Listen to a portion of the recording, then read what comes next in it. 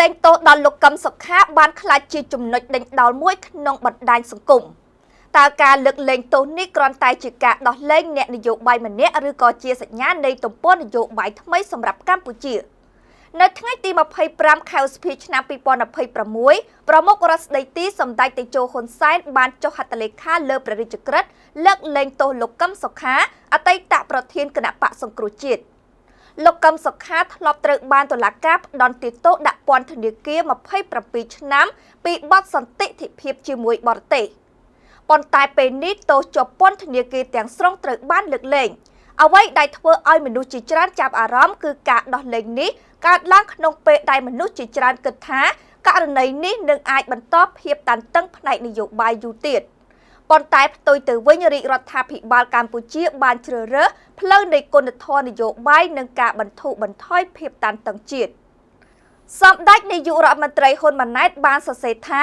នេះគឺជាជំហានមួយបន្ថែមនៅក្នុងការពង្រឹងសាមគ្គីឯកភាពជាតិអ្នកនាំពាក្យសម្ដេចតេជោក៏បានបញ្ជាក់ផងដែរថានេះគឺជាការបង្ហាញអំពីគុណធម៌នយោបាយនិងមនុស្សធម៌ជាពិសេសក្នុងពេលដែលម្ដាយរបស់លោកកឹមសុខាកំពុងស្ថិតនៅក្នុងដំណាក់កាលចុងក្រោយនៃជីវិតសូម្បីតែគណៈបកប្រឆាំងដូចជាគណៈបកភ្លើងទៀននិងគណៈបកឆន្ទៈខ្មែរក៏បានចេញសេចក្តីថ្លែងការណ៍អបអរសាទរនិងចាត់ទុកថានេះគឺជាសញ្ញាវិជ្ជមានសម្រាប់ការផ្សះផ្សាជាតិការលើកលែងទោសលោកកឹមសុខាគឺជាព្រឹត្តិការណ៍នយោបាយដ៏សំខាន់មួយសម្រាប់កម្ពុជានៅក្នុងឆ្នាំ2026វាបង្ហាញថាទោះបីមានភាពខុសគ្នានយោបាយយ៉ាងណាក៏ដោយ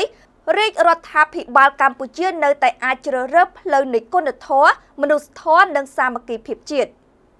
សាររបស់សម្ដេចមហាបវរធិបតីហ៊ុនម៉ាណែតដែលបញ្ជាក់ថាជំហានមួយបន្ថែមក្នុងការពង្រឹងសាមគ្គីឯកភាពជាតិប្រហែលជាកំពុងបញ្ជាក់ថាកម្ពុជាចង់បើកទំព័រនយោបាយថ្មីមួយដែលផ្អែកទៅលើការបន្ធូរបន្ថយភាពតានតឹងការគោរពគ្នានិងការរួមគ្នាកសាងអនាគតជាតិ